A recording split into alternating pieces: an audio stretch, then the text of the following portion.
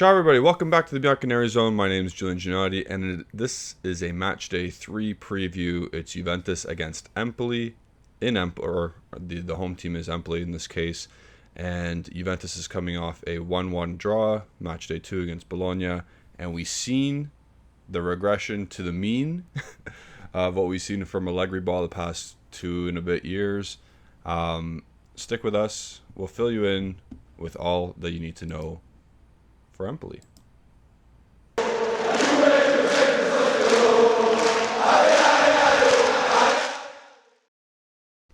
Okay, welcome back. So when we do these previews, it's key player for Empoli, weakness for Empoli, Empoli potential starting 11, and then what I think our starting 11 should be, / what I heard on the news, / injuries and all that stuff. Okay, Empoli.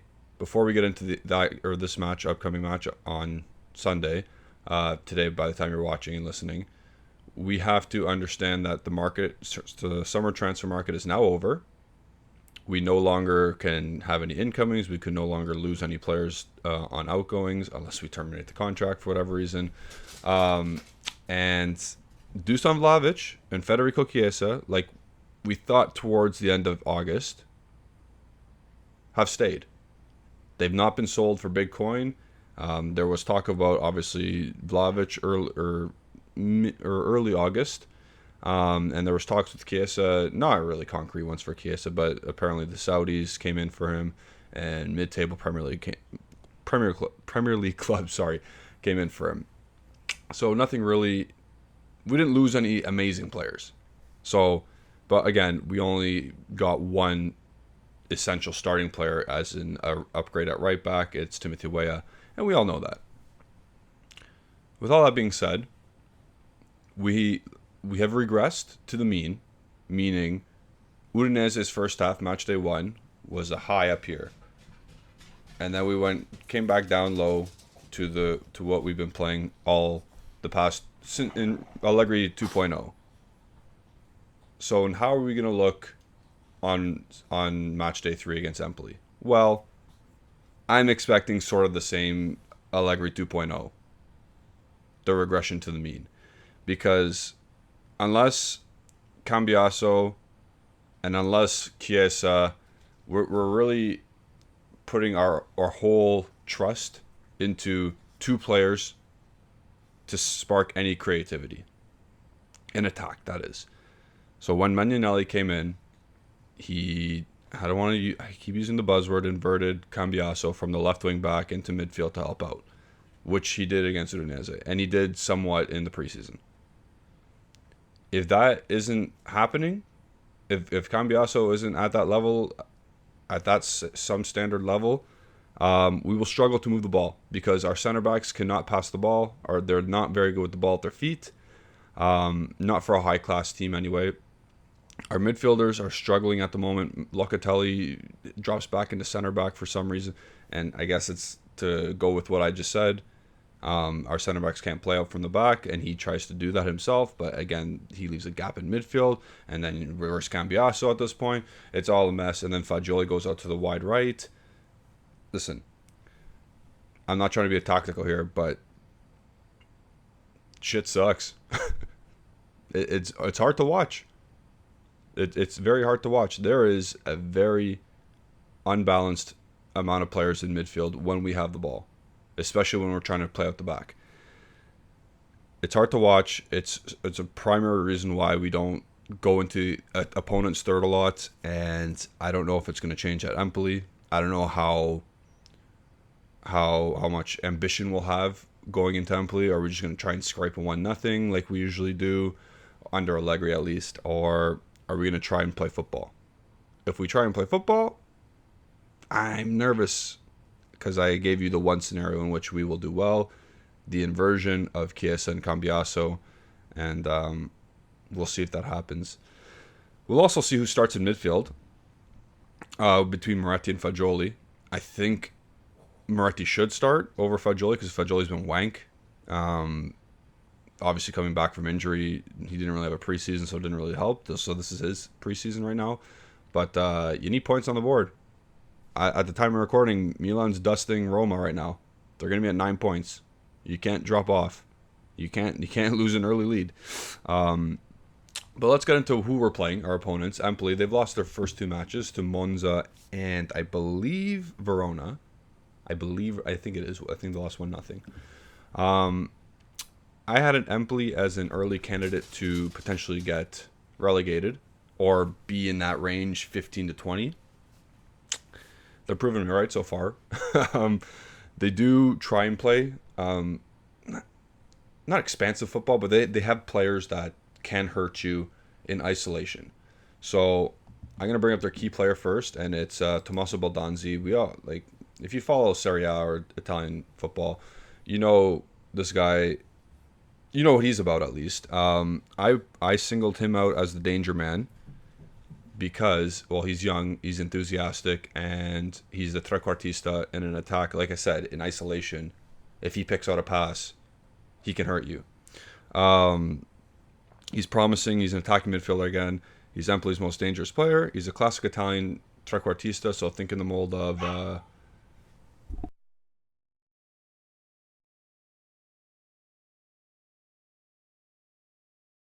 So yeah, he's in the mold of classic trequartista, like I just mentioned. Think in the mold of like an Alessio Ciurci. That's a throwback, but like that kind of mold. Like he can dribble, he can pass, pick out the right pass. Is he consistent enough? He's young, so we don't know that yet. But he can dictate play and how the team will be attacking on that day, let's say.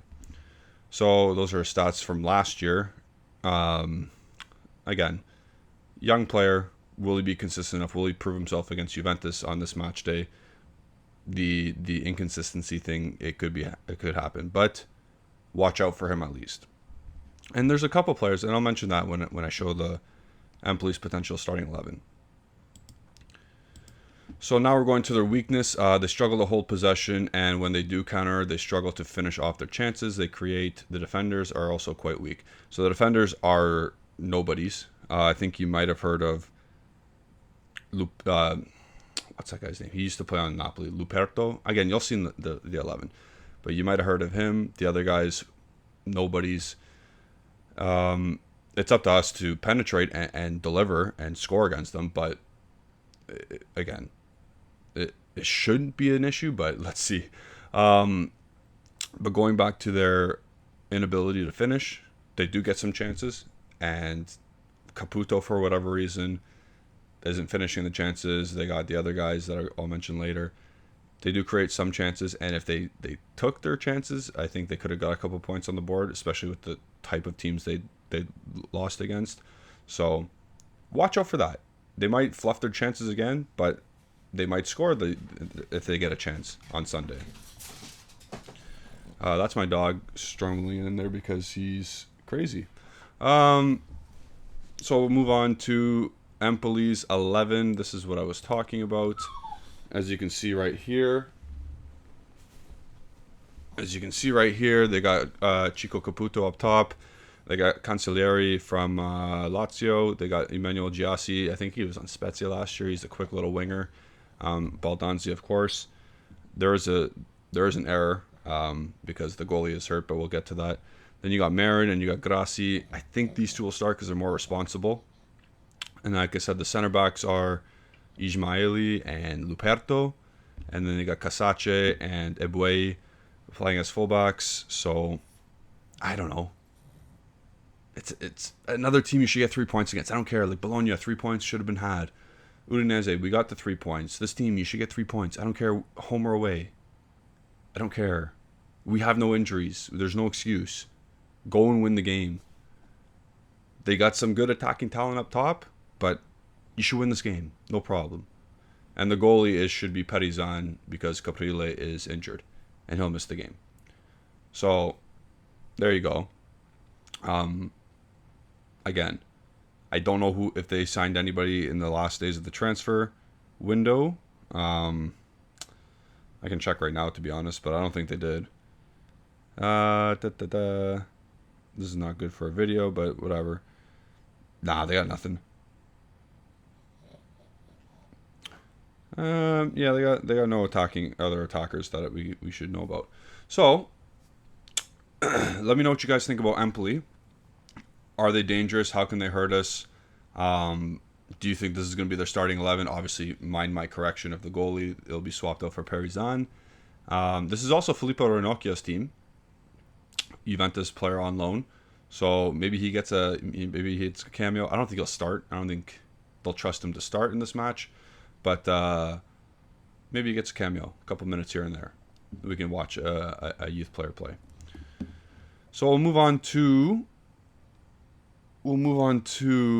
our starting 11 that I think will start, or I want to start. There was earlier in the week, reports that Gatti could make his season debut. I think that's been quashed right now. I think it is still going to be Sandro, Bremer, Danilo in the back. I believe Perin is also going to start because Szczęsny's still out. So again, when I make these lineups, I make them in advance, and then I make Alejandro make these graphics because I can't do this stuff. But yeah, so Perin will probably start again, and Alexandra will start in Gatti's position. You're going to swap over Danilo to the other side. I think everything else will be what is laid out in front of your eyes. So the midfield three of Locatelli, Moretti, and Rabiot will start again. I believe Cambiaso and Weah will be the wingbacks again, and Vlahovic and Chiesa will be up top again. I think Moretti deserves a second chance, at least to start. He was more influential in that, obviously, I did a podcast and I kind of ripped on Moretti for good reason, because his final ball and his end product isn't there yet. The way he positioned himself to receive the ball is good. He's just got to be quicker and more accurate and more decisive. However, I still think he's doing better than Fagioli at the moment. So I think based on merit, and if we're going to base starting positions on merit from now on, Fagioli shouldn't be starting, Moretti should, and Gatti should be starting over Alexandro. That's why I did this 11, because I did it based on merit. Nobody else has really played themselves out of in my opinion. Obviously, Rabiot, I thought he was hot garbage on match day 2. Same with Locatelli, but Pogba's not fit enough to start yet. If you want to make that weird register rule for him, and I don't think Hans Nicolucci Caviglia is going to step right in right away. So I think Locatelli and Rabiot are there by default at this point. And with regards to the attack, we know the attack. If Cambiaso can do the Magnanelli thing, I think we'll be fine. I think we'll create more chances than we did against Bologna, which is wild because when you're at home, home game of the season, you should be absolutely on fire. But we weren't. So let's see this match. Let me know what you guys think in the comments down below. I'm going to predict now that Juventus, I think we're going to scrap one out. I think we'll win 1-0 because that defense is so poor. I think we're just going to get a nice little a chance. And someone's going to pop one in. I don't know, let's just throw a name out there. I think Rabiot will score in a 1-0 victory for Juventus in this game. I think we'll just grind one out as per usual. And, yeah, 3 points is the main thing. So we just need to get 3 points at the end of the day. Let me know what you guys think. Like I said, like the video. Please like the video. It's free. Do it. Very simple. You literally take your mouse, you go click, and you're done. It doesn't cost you anything. It also doesn't cost you to subscribe to the channel if you haven't already. So do that as well. Helps the channel grow, helps us do better. Like maybe on the fly tinkering with my lineup here. Maybe I can take Szczęsny out next time if you guys help us out and grow the channel. So with that, we'll end it there. Thank you all for watching. Enjoy match day 3. Enjoy it because if we lose, we're going to go into a 2-week international break, losing our minds. If we win, we'll be a little bit more calm, a little bit more collective, and we'll have a better start than we did last year. Because last year we got 5 points out of 3 games, and if we win on Sunday, it'll be 7 points out of 9. So it'll be 7 instead of 5. Okay, I'll wrap it up there. Again, like the stuff, like the video, subscribe to our channel, follow us on X and Instagram and Facebook at Bianconeri Zone. We'll see you next time. Ciao.